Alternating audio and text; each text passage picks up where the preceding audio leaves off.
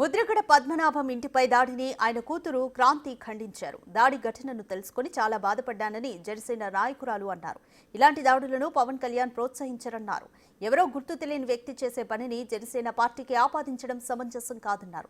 పార్టీకి అనుకూలంగా నినాదాలు చేసినంత మాత్రాన పార్టీకి చెందిన వ్యక్తి అయిపోరని క్రాంతి చెప్పారు. దాడి వెనుక వాస్తవాలు పోలీసుల దర్యాప్తులో తేలుతాయన్నారు.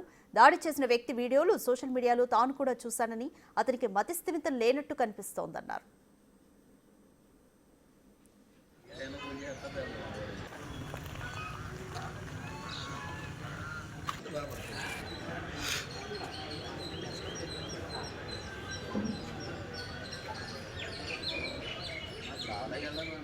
కిర్లంపూడిలో నాన్నగారింటి దగ్గర దాడి జరిగిందని టీవీలో చూసి చాలా బాధపడ్డాను.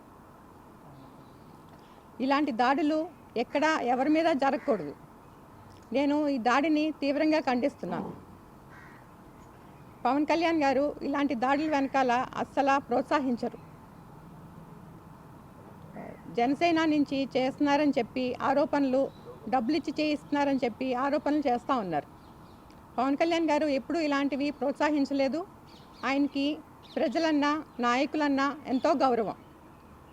వాళ్ళ మీదకి ఏం చేసినా సరే వాళ్ళని బాగా ఖండిస్తూ ఉంటారు. పోలీసులు ఈ విషయాన్ని క్షుణ్ణంగా పరిశీలించి ఎవరు చేయించారు, డబ్బులు ఇచ్చి చేయించారు అని, ఎవరికి లాభం అన్నది మొత్తం తెలుసుకొని బయట పెట్టాలని నేను కోరుకుంటున్నాను. ఎవరో 1-2 మీటింగులకు వచ్చి జనసేన జై జనసేన అన్నంత మాత్రాన వాళ్ళు చేసిన పనిని కూడా ఇలా పార్టీ పరంగా నెట్టడం కూడా అంత కరెక్ట్ కాదని నేను భావిస్తున్నాను. నేను జనసేన పెద్దలతో కూడా మాట్లాడాను. వాళ్ళు కూడా ఎవరు చేశారు, ఎవరు చేయించారు వెనకాలండి ఎంత పెద్దవాళ్ళైనా సరే వాళ్ళని బయటికి తీసుకొచ్చి అందరికీ చెప్తారని నాకు మాట ఇచ్చారు.